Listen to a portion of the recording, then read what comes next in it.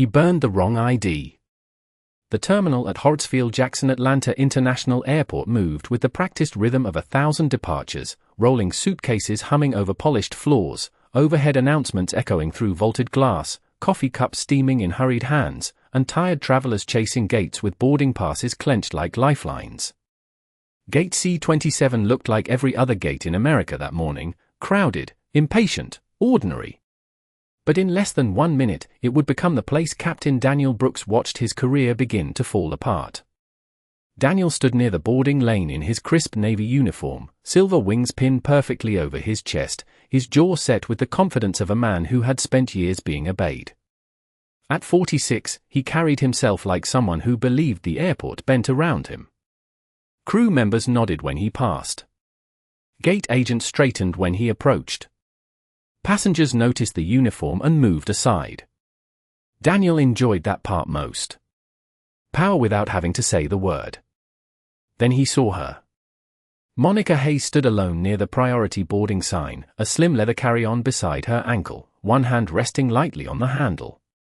She wore a charcoal blazer, dark slacks, and low heels built for movement, not attention. Her natural curls framed a calm face that revealed nothing. She wasn't scrolling on a phone. She wasn't fidgeting. She simply watched the line with the quiet patience of someone used to waiting without ever being delayed. Daniel's eyes narrowed. He glanced at the boarding monitor, then at her again. First class. Priority lane. He walked over with the polished smile he used when he wanted compliance dressed as courtesy. Economy boarding hasn't started. Monica met his eyes. I'm aware. Her voice was low, steady, unmistakably controlled. Daniel extended a hand. Boarding pass and identification. She handed both over without comment. He looked at the pass, then the ID card. Something in his expression shifted, not confusion, but offense. As if the facts in his hand had contradicted a story he already preferred. A few nearby passengers slowed to watch. Daniel turned the card over once. Then twice. This doesn't look right. Monica said nothing. He gave a short laugh for the benefit of the crowd. Amazing what people print these days. The gate agent behind the podium froze. A businessman in line pretended not to stare. A teenage boy quietly lifted his phone. Monica's gaze never moved. Return my identification, she said. Daniel ignored the request. He reached into his pocket, pulled out a small metal lighter, flicked it open, and with a grin that lasted 1 second too long, held the flame to the corner of the card. Gasps rose like a sudden gust through the gate area. The plastic curled, darkened, and dropped in a warped fragment to the floor. Someone whispered, "Did he just do that?" Daniel snapped the lighter shut. Now we know it was fake. He expected outrage. He expected tears. He expected retreat. Instead, Monica looked down at the ruined card, then up at the departure clock mounted above the windows. 8:14 a.m. She checked the slim watch on her wrist and exhaled once, almost amused. Captain Brooks, she said softly, reading the name stitched above his pocket, you have 60 seconds left. The smile vanished from his face, replaced by irritation sharpened into pride. You don't threaten me in my terminal. Monica tilted her head slightly. This isn't your terminal. The words landed harder than anyone expected. Daniel stepped closer, voice rising just enough for the surrounding rows to hear. You're not flying today. In fact, I'll make sure you never board this airline again. A mother pulled her child a little nearer. The teenage boy kept recording. The gate agent's hands trembled over the keyboard. Monica reached into her handbag slowly, deliberately, and drew out a second wallet made of black leather worn smooth by years of use. Then she looked directly at Daniel Brooks and, for the first time, smiled. The smile on Monica Hayes' face was not warm, not smug, not theatrical. It was the kind of smile people wear when they already know how something ends. Around gate C-27, the noise of the terminal seemed to thin out. Wheels still rolled across tile. Announcements still echoed overhead. Somewhere nearby, milk steamed inside an espresso machine. But near Daniel Brooks, silence gathered fast. Monica opened the black leather wallet and held it where only he could clearly see it at first. A gold seal caught the light. Then a second credential slid into view beneath it, dark blue, federal issue, unmistakably real. Her name. Her photograph. Her title. Director. Federal Bureau of Investigation. Daniel stared as if the words might rearrange themselves into something safer. They did not. Monica closed the wallet halfway, then lifted it higher so the gate agent could see. The woman behind the podium inhaled sharply and stepped back from the keyboard. The teenage boy recording lowered his phone, then raised it again with shaking hands. The businessman who had been smirking a minute earlier suddenly became very interested in the carpet. Daniel tried to recover with the reflex of a man who had escaped consequences before. "Anyone can make a badge," he said, but his voice no longer carried the weight it had 30 seconds ago. It sounded smaller now, thinner, like paper in rain. Monica glanced at the departure clock. 38 seconds. Daniel swallowed. "If this is some kind of joke, it is not," she said. And jokes usually end with laughter.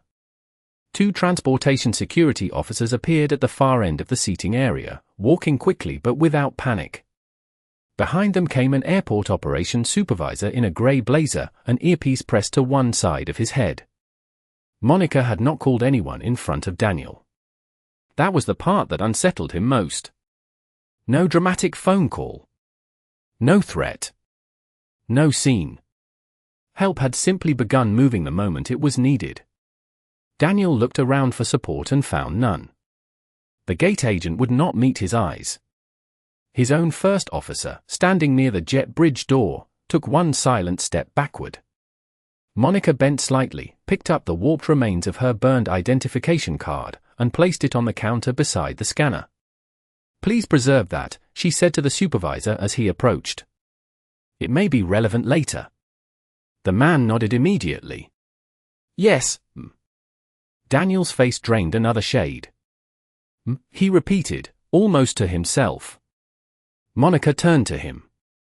"You believed authority belonged to the loudest person in the room. That mistake has cost many people more than a delayed flight." The transportation security officers stopped beside Daniel. Professional. Calm. One asked for his credentials. Daniel hesitated long enough for everyone to notice. Then he handed over his pilot identification with fingers that no longer looked steady. "There has to be some misunderstanding," he said. "I was protecting the aircraft." Monica's eyes did not soften. From a seated passenger with a valid boarding pass. No one answered for him. Across the gate area, people who had looked away earlier were now openly watching. Some embarrassed. Some fascinated. Some ashamed of how quickly they had believed the uniform over the woman. Monica knew that look. She had seen it in courtrooms, conference rooms, security lines, and elevators. Surprised that composure could outrank costume. The supervisor spoke quietly into his radio. Within seconds, the departure board changed from ON time to delayed. A groan moved through the crowd, but no one complained loudly. They all knew they were witnessing something larger than inconvenience. Daniel glanced toward the jet bridge, toward escape, toward the life that had made room for him so easily. It was already farther away than it looked. Monica checked her watch again. 10 seconds, she said. 10 seconds for what? He asked. She met his stare without blinking. For the rest of the terminal to learn your name. Then, from screens above the concourse and phones across the gate, notifications began to light up. The first notification chimed from a phone near the charging station. Then another answered from the coffee line.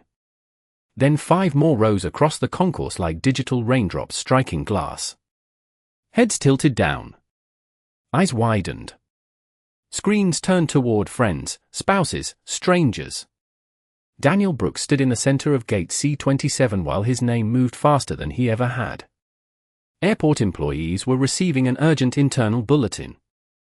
Flight crew were reading a compliance alert. Travelers were posting 30-second clips that already carried captions he could not control. The teenage boy who had recorded everything whispered, "It is already everywhere." Monica Hayes did not look at a single screen. She had spent too many years understanding that public attention arrives loudly and leaves quickly. What mattered now was process. Facts. Records. Witnesses. She turned to the airport supervisor. "Please secure statements from everyone directly involved, including the gate team and crew." He nodded so quickly it looked painful. "Yes, ma'am." Immediately. Daniel found his voice again, but it came out rough. "This is insane. You are destroying my reputation over a misunderstanding." Monica's expression never changed. "No, Captain Brooks. Actions damage reputations. Witnesses simply confirm them." One of the transportation security officers asked Daniel to step aside from the boarding lane. He obeyed this time. The movement alone shocked several passengers more than the credentials had. Men like Daniel often seemed tallest right until the moment they had to listen. His first officer, a younger pilot named Eric Sandoval, approached cautiously from the jet bridge entrance. "Captain," he began, then stopped when he saw Monica. He straightened. Daniel looked betrayed by the single syllable. Monica studied Eric for one measured second. "Were you aware of what occurred here?" "I arrived after the incident began," Eric said carefully. "Then answer only what you know," she replied. Relief crossed his face. He understood fairness when he heard it because he had not expected any. The departure board changed again. New crew pending. A ripple of murmurs spread through the waiting passengers. Some clapped softly. Others did not know whether to clap at all. A mother with 2 children stepped toward Monica. "Excuse me," she said nervously. "My daughter saw everything. I just wanted her to see something else too." She nodded toward Monica with quiet respect. The little girl, maybe 8 years old, looked up with wide eyes and braids tied in blue ribbons. Monica crouched slightly to meet her at eye level. "What is your name?" "Jasmine." "Jasmine, when someone tries to make you feel small, do not borrow their opinion." The girl nodded as if storing the sentence somewhere. "Permanent." Her mother blinked back tears. Daniel watched this exchange like a man locked outside his own life. For years he had counted on scenes ending differently. Complaints disappearing into forms. People deciding it was easier to move on. Bystanders choosing silence because schedules mattered more than dignity. Today the schedule had stopped. Monica rose and faced him again. "Do you know what made this possible?" she asked. Daniel said nothing. Not the badge. Not the title. Not the cameras. Certainty. She glanced toward the charred remains of her burned identification sealed now inside an evidence envelope. "I knew who I was before you arrived." The airport supervisor returned with a tablet in hand. Airline corporate security and federal liaison teams are on a secure call. They are requesting your availability. In 10 minutes, Monica said. "Passengers first." She turned to the gate crowd. "You have all been delayed because one person confused authority with entitlement. Another crew is on the way. Thank you for your patience." Her tone was calm, but the words landed harder than shouting ever could. Several passengers applauded openly now. Daniel lowered his head for the first time that morning. Monica picked up her carry-on, smooth and unhurried. As she moved toward the windows, sunlight poured across the polished floor and caught the silver wing still pinned to his confiscated jacket on the counter. Metal without meaning. Then her phone vibrated once. She glanced at the screen and allowed herself the smallest smile. The message was from Washington. "We need to discuss why this captain was already on a watch list." Monica Hayes read the message once, then slipped her phone back into her bag as if it weighed nothing. Around her, Gate C-27 had transformed from a place of impatience into a place of attention. People who had planned to complain about delays were now standing quietly, sensing that the real delay had started long before this morning. It had lived in ignored reports, brushed off complaints, awkward silences, and the comfortable assumption that some people could decide who belonged wherever they pleased. Monica knew systems rarely fail. In one dramatic moment. They fail in small permissions repeated for years. Daniel Brooks sat alone now in a chair near the windows, his confiscated credentials gone, his uniform jacket folded beside him like clothing borrowed from another life. No one approached him. Even sympathy kept its distance when truth was visible. He looked smaller without motion, like confidence had required an audience to survive. Eric Sandoval stood a few feet away, hands clasped, uncertain whether to feel embarrassed, angry, or grateful. Monica walked toward him first. "You handled yourself carefully," she said. Eric straightened.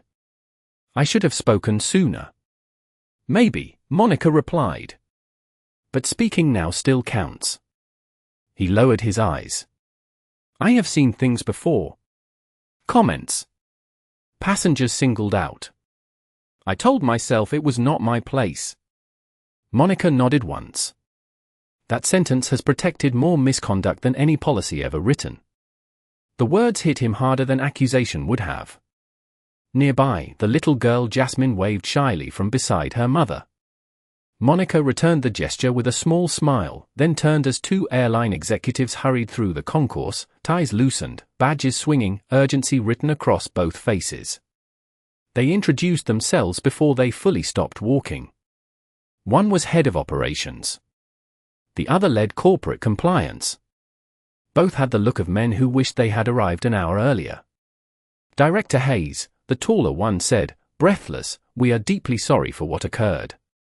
Monica regarded him calmly. "Be sorry after you understand it." Neither man had an answer ready. She continued. "I want the full complaint history tied to Captain Brooks. Passenger reports, internal notes, crew observations, scheduling exceptions, promotion reviews. Everything. I also want to know which concerns were dismissed and by whom." The compliance officer swallowed. "We can begin gathering that immediately." "You should have begun years ago," Monica said. Around them, several passengers pretended not to listen and failed completely. Daniel finally rose from his chair. Pride had left him, but habit remained. "This has gone far enough," he said, voice strained. "I made a judgment call." Monica turned slowly. "No. You made a character call." He flinched at the precision of it. "You saw a woman you did not expect in a premium line, holding a valid pass, carrying herself with certainty. You did not question the document. You questioned the person." Daniel opened his mouth, then closed it. There are moments when people realize excuses sound different outside their own heads. This was one of them. An announcement chimed overhead. "Attention passengers for flight for 82 to Washington, District of Columbia. Boarding will begin shortly with a replacement crew." Relief moved through the gate like warm air. People gathered bags. Children perked up. Schedules resumed. Monica stepped aside so the boarding lane could reopen. The new captain, a gray-haired woman with calm eyes named Rebecca Sloan, approached and offered a respectful nod. Monica returned it. "Captain." Rebecca glanced once toward Daniel, then back to Monica. "We will take good care of your flight." "I believe you will," Monica said. Daniel stared at the floor. For years he had worn wings on his chest and mistaken them for elevation. Now another pilot wore the same symbol, and it meant something entirely different. As priority boarding began, Jasmine's mother ushered her daughter forward. The girl stopped beside Monica one last time. "Are you really in charge of the Federal Bureau of Investigation?" Monica smiled. "Some days. Other days I am just a traveler trying to make a flight." Jasmine grinned. "I want to be both." "Then start by being brave," Monica said. The child nodded and skipped toward the jet bridge. Monica followed with her carry-on rolling softly behind her. As she reached the scanner, the compliance officer rushed back, pale and carrying a tablet. "Director Hayes," he said quietly, "we found 7 prior complaints. They were all closed without review." Monica paused, then looked once over her shoulder at Daniel Brooks. "Make it 8. The jet bridge smelled of coffee, metal, and recycled air, the familiar scent of people moving forward whether they were ready or not. Monica Hayes walked with the steady pace of someone who had learned long ago that calm unsettles chaos more than anger ever can.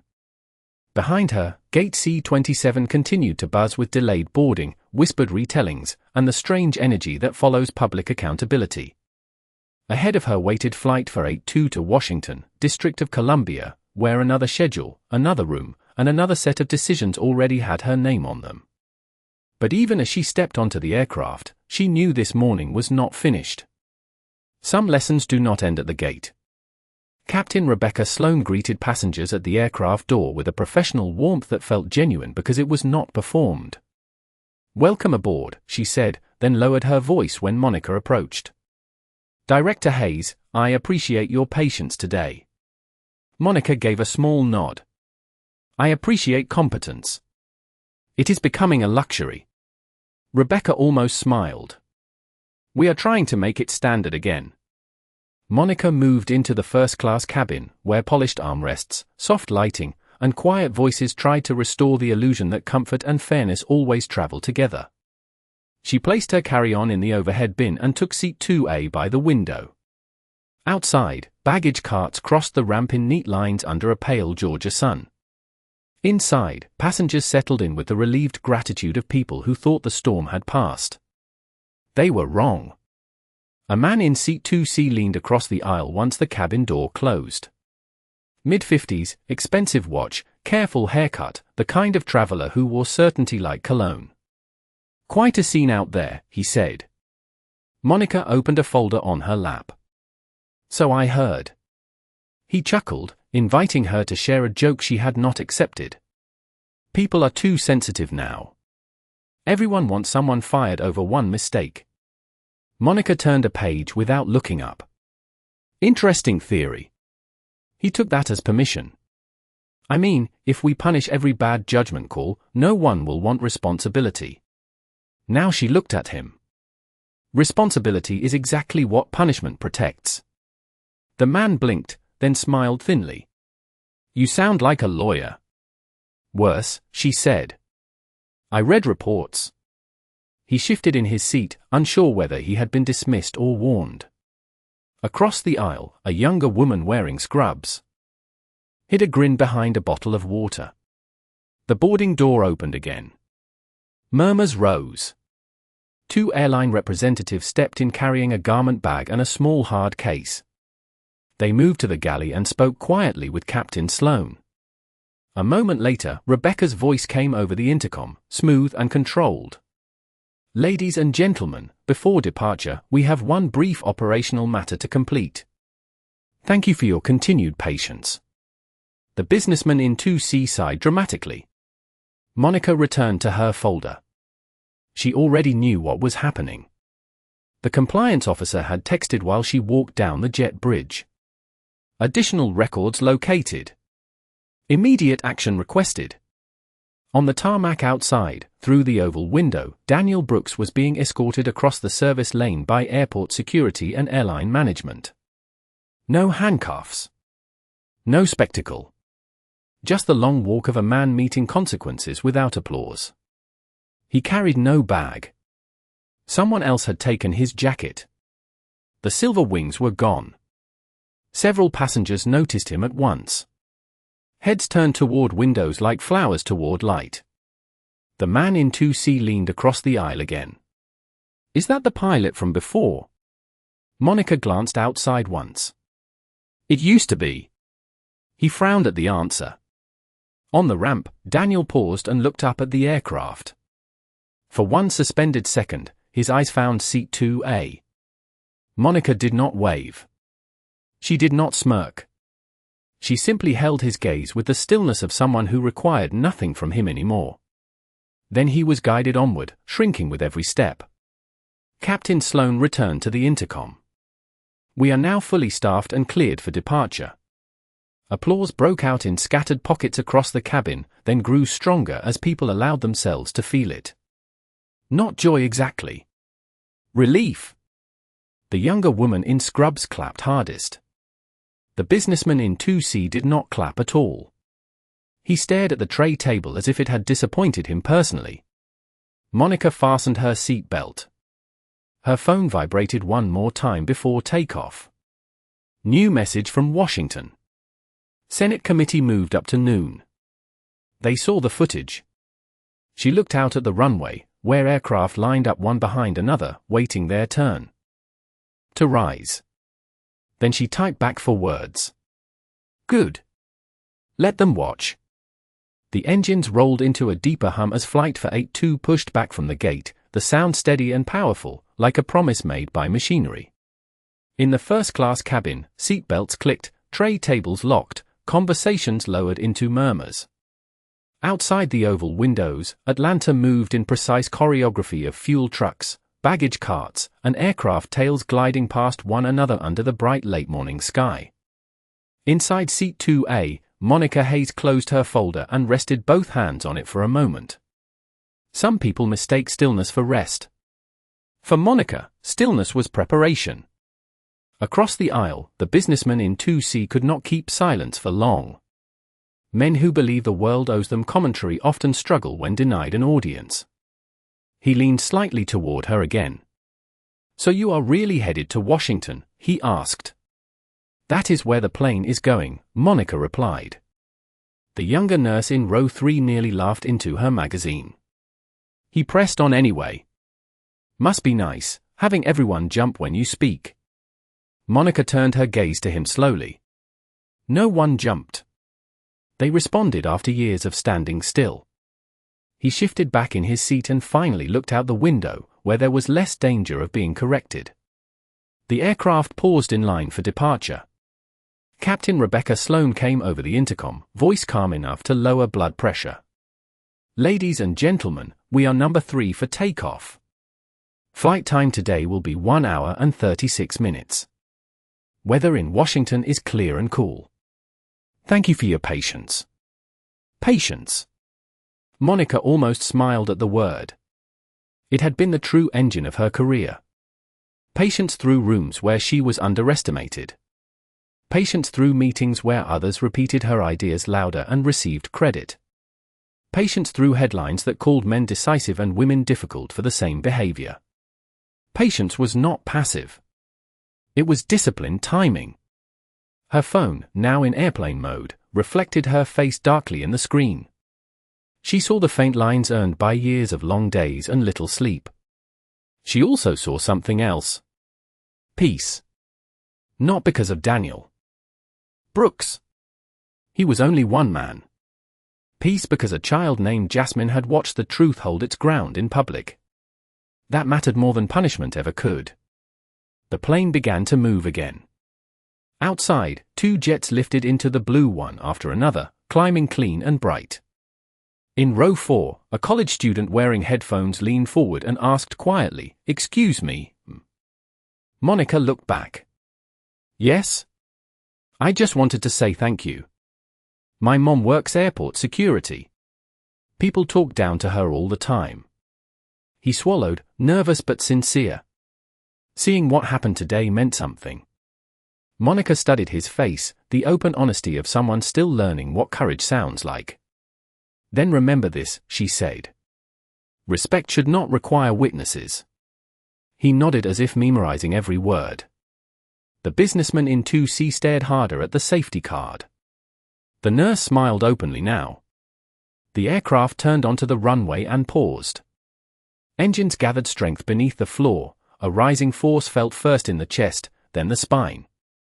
Monica had always liked this moment. Everything committed, nothing lifted yet. The exact second between intention and result.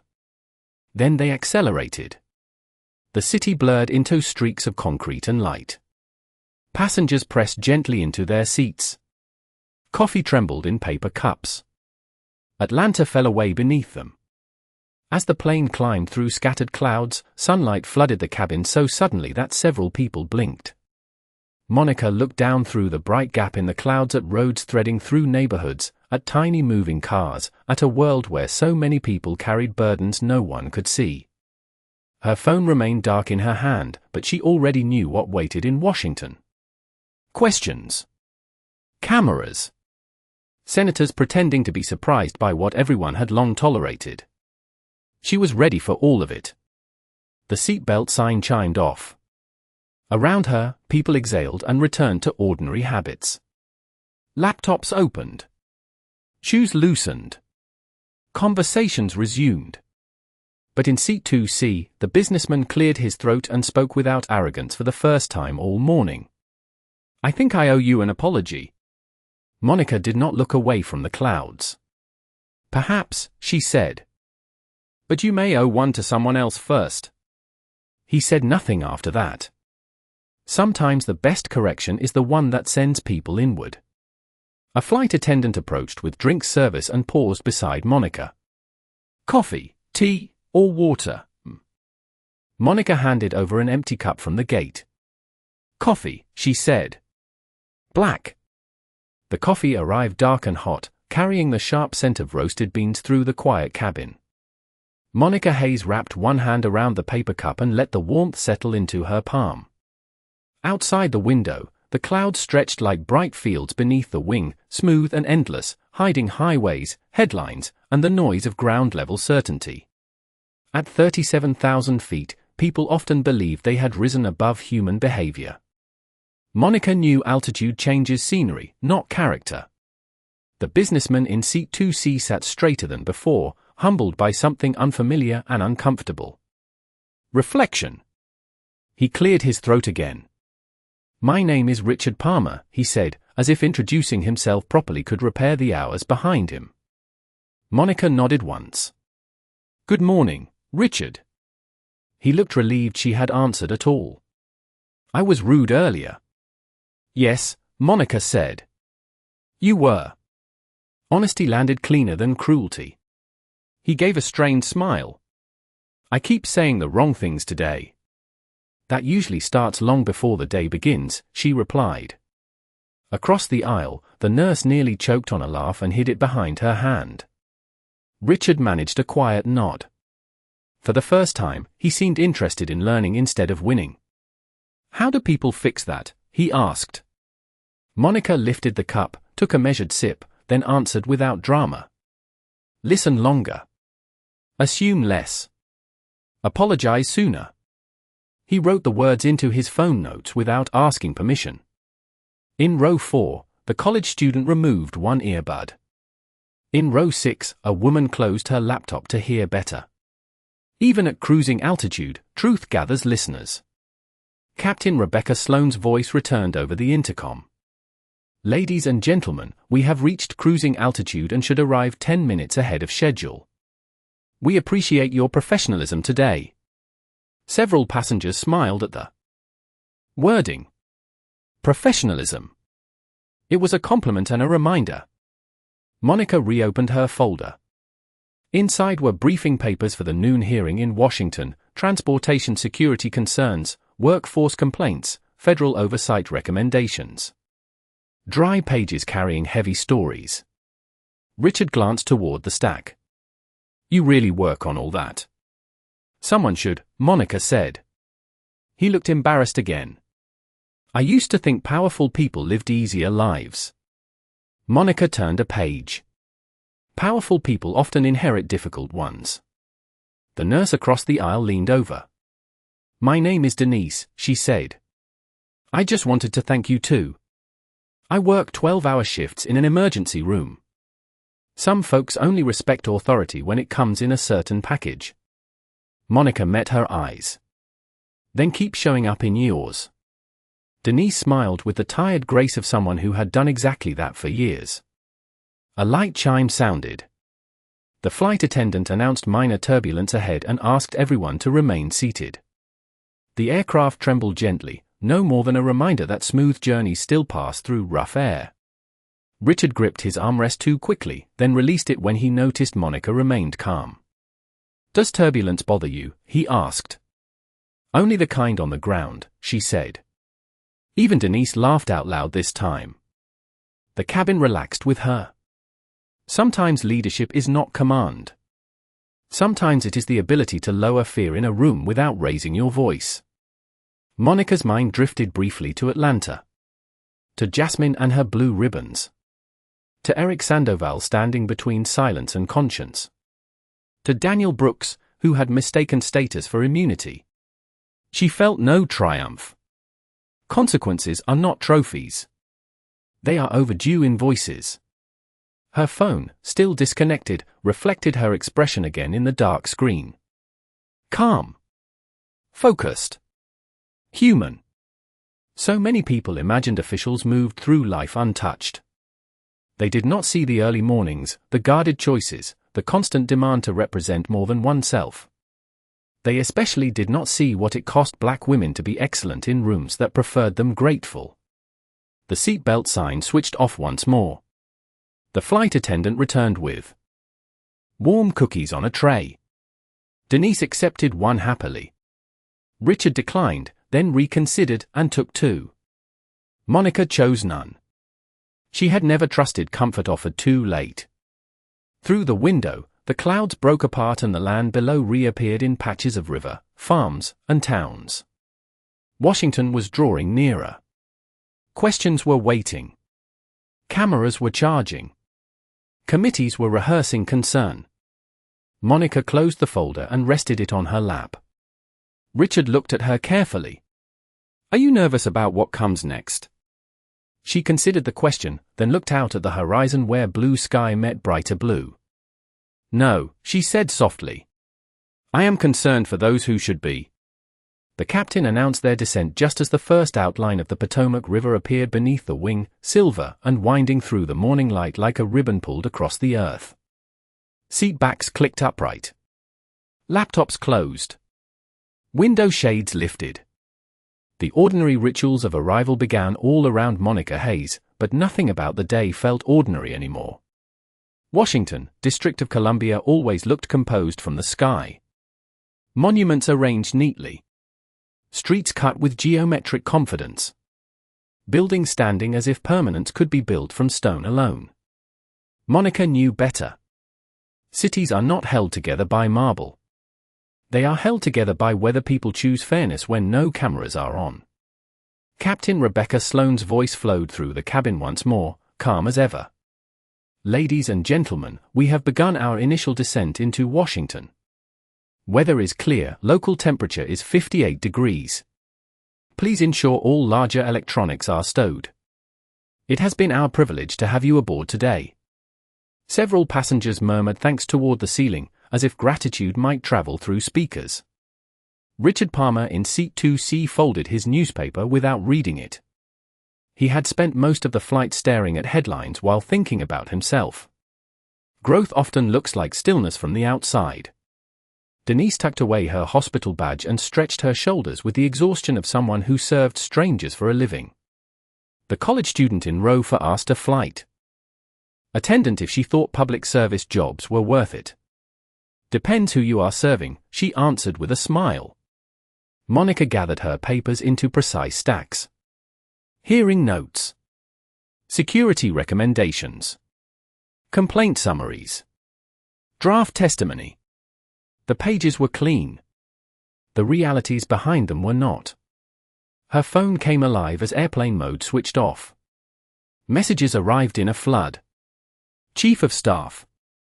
Senate Liaison. Press Office. Security Detail. 3 missed calls from numbers that never called unless something had already become national news. One subject line stood out among the rest. Airline announces immediate independent review. Monica read it once, then locked the screen. Response after exposure was better than no response at all, but it was still response after exposure. The aircraft passed through a patch of light chop, enough to rattle cups and remind passengers that gravity keeps everyone honest. Richard glanced at Monica. I was thinking about what you said. Which part? That respect should not require witnesses. He hesitated. I think I have only practiced it publicly. Monica considered him for a moment. Then begin privately. That is where character lives. He nodded, eyes lowered. No defense. No joke. Just recognition. Denise leaned across the aisle. If you ever run for office, I would vote for you. Monica almost smiled. I prefer jobs where people answer questions under oath. Denise laughed so loudly 2 rows turned around. Outside, the city grew larger. Bridges sharpened into steel lines. Cars became visible streams. The Capitol dome rose white in the distance, bright and familiar, carrying all the symbolism money could buy and none of the integrity symbolism alone could provide. Monica looked at it without awe. She had testified there before. Grandeur loses power once you have seen what happens behind doors. The wheels lowered with a mechanical thud beneath the floor. A child farther back cheered softly. The nurse applauded once for no reason except joy. Richard gripped the armrest again, then released it faster this time. You will be fine, Monica said without looking over. I was not worried about the landing, he admitted. Good, she replied. You have enough else to work on. Even he laughed at that. The runway rushed up to meet them. Tires kissed pavement with a firm double bounce, then the engines roared in reverse and the cabin leaned gently forward as speed bled away. Passengers exhaled together, strangers briefly united by physics. As they taxied past rows of government jets and commercial tails, phones rose instantly across the cabin. Messages. Meetings. Markets. Excuses. Monica remained seated until the motion stopped completely. She knew the scramble to stand early was not urgency. It was theater. Her screen lit again with one final message from an unknown number. It contained only 6 words. Daniel Brooks has requested to apologize. Monica looked out the window at the terminal drawing near, then typed back without hesitation. Accountability first. Words can wait. The seatbelt sign switched off with a soft chime, and half the cabin stood as if freedom had just been granted by electronics. Bags were pulled down too early. Phones were checked before signals had fully returned. People stepped into aisles that could not yet move. Monica Hayes remained seated in 2A, hands folded over her folder, eyes on the terminal window where ground crews moved with the calm efficiency of people who understood real urgency never needed drama. Washington National Airport waited outside in clean lines of glass and concrete, another doorway into a city where image often arrived before substance. Richard Palmer looked at the crowded aisle, then back at Monica, then slowly sat down again. I think I finally understand, he said. Understand what? She asked. That rushing to look important is not the same as being important. Monica gave the smallest nod. Useful lesson. Expensive place to learn it. Denise laughed from across the aisle. I am writing that down.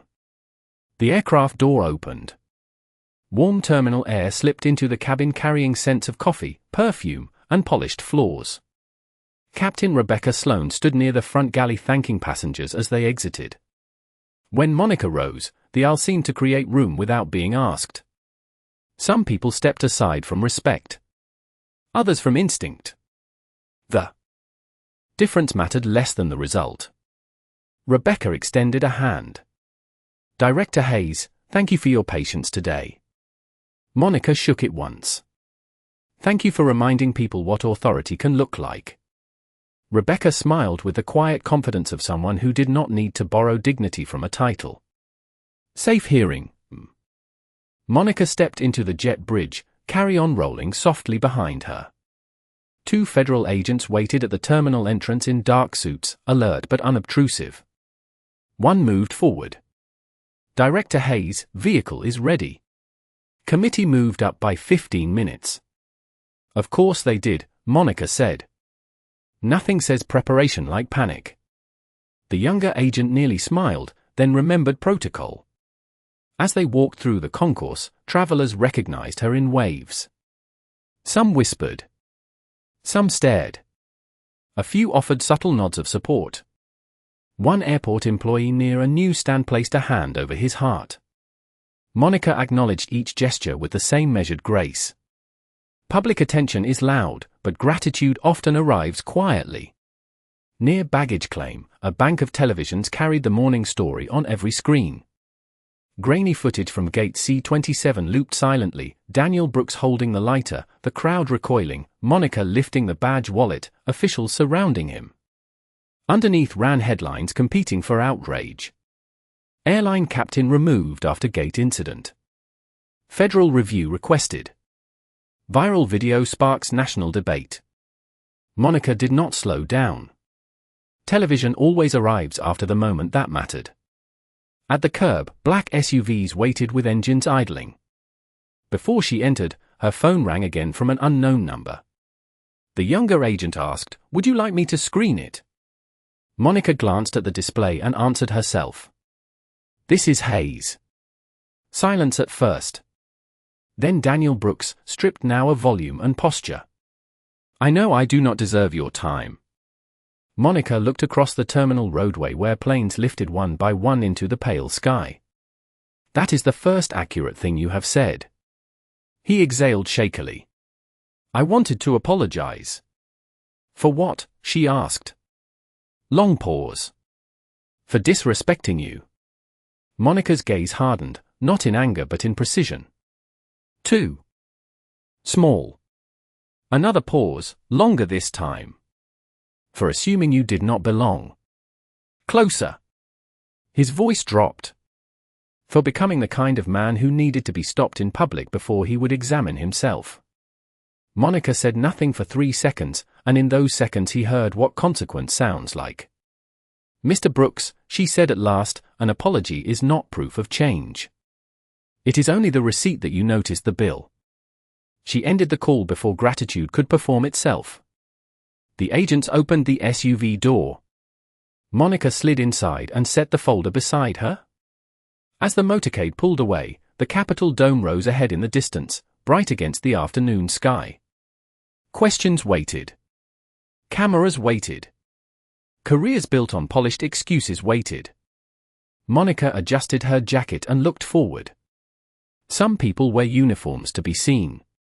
Others carry truth so things can finally be seen clearly. And that day, truth had the right of way.